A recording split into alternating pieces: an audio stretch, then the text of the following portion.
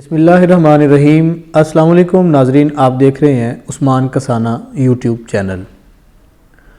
پاکستان کی سیاست اور ہماری عدلیہ آج کل آڈیو ٹیپس کی زد میں ہیں۔ آڈیو ریکارڈنگز، ٹیلی فون ٹیپ ہونا، یہ پہلے بڑا ایک سکینڈل لگا کرتا تھا، بڑا ایک اچنبے کی بات ہوتی تھی کہ فلاں کی آڈیو ٹیپ ہے، فلاں کا ٹیلی فون ٹیپ ہو گیا، اس کی ریکارڈنگ سامنے آ گئی۔ اور جن کی ریکارڈنگز اور آڈیو ٹیپ سامنے آتی تھیں وہ لوگ بھی نظریں جھکا لیا کرتے تھے کہ میری گفتگو لیک آؤٹ ہو گئی ہے۔ یہ ایک پہلو ہے یا ایک پہلو تھا۔ پہلی بات تو یہ ہے کہ پاکستان کے آئین کی ایک بڑی واضح گارنٹی ہے، آئین کی شق 14 میں یہ گارنٹی دی گئی ہے کہ پاکستان کے کسی بھی شہری کا ٹیلی فون یا اس کی پرائیویٹ کنورسیشن اس کی کنسنٹ کے بغیر ریکارڈ نہیں کی جا سکتی، کوئی بھی نہیں کر سکتا، ظاہر یا خفیہ، اسے علم میں لائے بغیر۔ یہ پاکستان کا آئین تحفظ فراہم کرتا ہے اپنے شہریوں کو۔ اب جب ہم دیکھتے ہیں کہ کسی کا کوئی ذاتی معاملہ یا وہ معاملہ ریاست سے متعلقہ ہوتا ہے اور دو فریق آپس میں ٹیلی فون پہ گفتگو کر رہے ہوتے ہیں، وہ ٹیپ ہو جاتی ہے۔ ایک مناسب وقت پر یا مطلوبہ وقت پر وہ ٹیپ پھر منظر عام پہ آ جاتی ہے، پھر اس کے مختلف اثرات کا جائزہ لیا جاتا ہے، نیگیٹو یا پازیٹیو۔ جن کی ٹیپ ہے وہ وضاحتیں دیتے ہیں، یا جنہوں نے ٹیپ ریکارڈ کی ہے، آڈیو ٹیلی فونک کنورسیشن ریکارڈ کی ہے، وہ وضاحتیں دیتے ہیں۔ میری یہ ساری گفتگو آپ کو عجیب سی لگ رہی ہوگی کہ پاکستان کے اندر اس طرح کی باتوں کے حوالے سے اتنا سیریس اور سنجیدہ لینا، جی ہاں، آڈیوز کو سنجیدہ لینا واقعی عجیب لگے گا، کیونکہ اب تو ویڈیوز کا موسم اور ویڈیوز کا دور ہے۔ پاکستان میں بہت سی ایسی ذی قدر شخصیات ہیں، بلکہ میں تو کہوں گا ادارے ہیں جو اس کام پہ لگے ہوئے ہیں، اور شاید کوئی بھی محفوظ نہیں ہے، کوئی یہ دعویٰ نہیں کر سکتا کہ میرا فلاں پرائیویسی میں کیا ہوا عمل محفوظ ہے، اس کی آڈیو یا ویڈیو ریکارڈنگ نہیں ہوئی۔ ہم نے ماضی قریب میں دیکھا کہ بہت سے ایسے سیاستدان یا ایسے صحافی یا ایسے مقتدر لوگ جن کا سامنے آنا میٹر کرتا ہے، ان کی ویڈیوز، اور ویڈیوز بھی کوئی اچھی ویڈیوز نہیں، گندی ویڈیوز، بلکہ یہاں تو کچھ سیاستدانوں نے یہ دعوے کیے ہیں کہ میرا ٹیلی فون، اپنا موبائل یوں دکھا کر کہ میرا ٹیلی فون بھرا پڑا ہے فلاں کی ویڈیوز سے، میرے ٹیلی فون میں فلاں کی ویڈیوز ہیں، میرے موبائل میں فلاں کی ویڈیوز ہیں، آڈیوز ہیں۔ یہ ساری باتیں کس چیز کا پتہ دیتی ہیں؟ ایک تو وہی گھسی پیٹی سی بات ہے جس کو میں کہوں بھی تو اثر نہیں، سننے والوں کو بھی اثر نہیں، کہ یہ اخلاقی انحطاط کی طرف ہم جا رہے ہیں۔ اخلاقی انحطاط کیا ہوتا ہے؟ یہ لفظ بھی اب بہت انحطاط کا شکار ہو چکا ہے۔ خیر، یہ جو آڈیوز ہیں نا، ابھی بالکل تازہ آڈیوز مارکیٹ میں آئی ہیں، جن میں ایک لاہور کے سابق پولیس افسر کی ایک خاتون سیاستدان سے ٹیلی فونک کنورسیشن، اور اس سے پہلے سابق وزیر اعلیٰ پنجاب کی معزز و محترم قابل قدر سپریم کورٹ کے حاضر جج صاحب کے ساتھ یار کہہ کے ایک گفتگو جو منظر عام پہ آئی ہے، سننے کو ملی ہے۔ اس نے بہت کچھ کھول کے رکھ دیا ہے۔ ایک تو یہ ہے کہ یہاں سب چلتا ہے، دوسرا کہ یہ کیا چل رہا ہے۔ عدالت میں اگر کوئی کیس لے جائے، بلکہ اس سے پہلے میں یہ بات کرنا ضروری سمجھتا ہوں کہ اگر کسی کی آڈیو ٹیپ سامنے آتی ہے، کسی کی ریکارڈنگ سننے کو ملتی ہے، پبلک ہوتی ہے، تو اس پر مقدمہ درج ہو جاتا ہے، جی آپ نے یہ بات فلاں بندے سے یہ بات اس وقت میں یہ کیوں کی ہے، آئیں ذرا جواب دیں، آپ پر مقدمہ درج ہوگا۔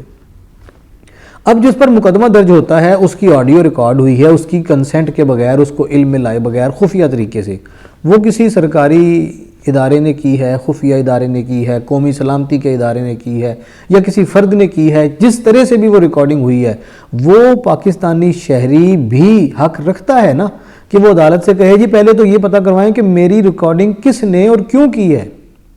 میں اپنی وضاحت تو بعد میں دوں گا کہ میں نے یہ کام اس لیے کیا، میں نے ایسے کیا اور یوں کیا۔ گزارش یہ ہے کہ پاکستان میں یہ کام اب سوشل میڈیا کی وجہ سے زیادہ منظر عام پہ آ رہا ہے، یہ کوئی نیا کام نہیں ہے۔ میں تھوڑا سا اپنے ناظرین کو اور اپنے نوجوان ویورز کو خاص طور پہ جو 1990 کے بعد پیدا ہوئے ہیں ان لوگوں، اور وہ آج میچور نوجوان ووٹرز ہیں اور وہی میٹر کرتے ہیں، ان کو بتاؤں گا کہ 90 کی دہائی سے یہ عمل چلتا آ رہا ہے۔ 1996 میں خاص طور پہ جب بینظیر بھٹو صاحبہ شہید محترمہ وزیر اعظم تھیں، انہوں نے ایک پورا نظام وضع کر رکھا تھا، ان کی اپنی بھی ٹیپس ہوتی تھی اور وہ بھی کرواتی تھی۔ ظاہر ہے ہمارے ملک کی بہت بڑی ایک معتبر خفیہ ایجنسی ان کے ماتحت تھی، آئی بی، جو آج بھی سیاستدانوں کے ماتحت ہوتی ہے، وزرائے اعظم کے ماتحت ہوتی ہے، وہ یہ کام کرتی تھی، یہ اہم فریضہ سر انجام دیتی تھی۔ اس وقت کے صدر مملکت کی گفتگو ٹیپ ہوتی تھی، اس وقت کی اپوزیشن رہنماؤں کی گفتگو ٹیپ ہوتی تھی، اور خود پرائم منسٹر صاحبہ کی گفتگو ٹیپ ہوتی تھی۔ اور ایک ہمارے ملک کے بڑے جید سینئر صحافی نے یہ بات ایکسپوز بھی کی، اسے بڑا کھل کے بیان بھی کیا کہ میں نے وزیر اعظم صاحبہ سے پوچھا، بلکہ وزیر اعظم صاحبہ نے مجھ سے کچھ استفسار کیا تو میں نے جواب میں کہا کہ صدر صاحب آپ سے یہ گلہ کر رہے ہیں آپ کے حوالے سے کہ آپ ان کی گفتگو ٹیپ کرتی ہیں، تو پرائم منسٹر صاحبہ نے کہا کہ میری بھی گفتگو ٹیپ ہوتی ہے۔ 90s کے وزرائے اعظم کی گفتگو ٹیپ ہوتی تھی، آج کے وزرائے اعظم کو شکوہ اور گلہ ہے، سابق وزرائے اعظم کو شکوہ اور گلہ ہے کہ ہماری گفتگو، بھائی یہ کون کرتا ہے؟ کیا یہ کوئی بیرونی طاقتیں یا ایجنسیاں ہیں جو اتنا انفلوئنس رکھتی ہیں، یا ہمارے ملک میں یہ کام ہو رہا ہے؟ اگر ہمارے ملک میں یہ ہو رہا ہے تو پھر کسی کے اثر و رسوخ میں تو ہوگا۔ رانگ اور رائٹ، اس کا فائدہ کیا ہے، نقصان کیا ہے، یہ بالکل ایک سیکنڈری کویسچن ہے۔ پہلے تو اس بات کا تعین ہونا چاہیے کہ ایک پیرامیٹر وضع کر لیا جائے۔ آپ کو یاد ہوگا کہ سپریم کورٹ نے قاضی فائز عیسیٰ کے کیس میں اس پہ تھوڑی سی بات چیت کی تھی، جب ان کی فون اور ان کی فیملی کے فون ٹیپ ہوئے تھے، تو جب مختلف ایجنسیوں سے کہا گیا کہ یہ بتائیں جی یہ آپ کیوں ٹیپ کرتے ہیں یا کس کس کی ٹیپ کرتے ہیں، انہوں نے 5000 لوگوں کی ایک ڈائریکٹری سپریم کورٹ میں جمع کروائی تھی کہ ان لوگوں کا ٹاسک ہمیں دیا گیا ہے۔ ایک خفیہ ایجنسی نے، دوسری خفیہ ایجنسی کے تو اعداد و شمار ہی سامنے نہیں آئے تھے، بس وہ جواب جمع کروا کے سپریم کورٹ میں واپس چلے گئے تھے۔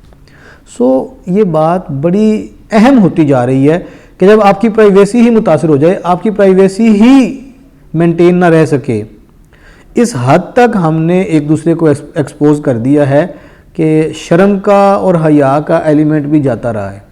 سیاست تو اپنی جگہ رہی نا، سماج تو اپنی جگہ رہا، اخلاقیات اور وہ جو آنکھ کا شرم اور آنکھ کی حیا ہے وہ بھی اب ناپید اور نادید ہوتا جا رہا ہے، بلکہ ہو چکا ہے۔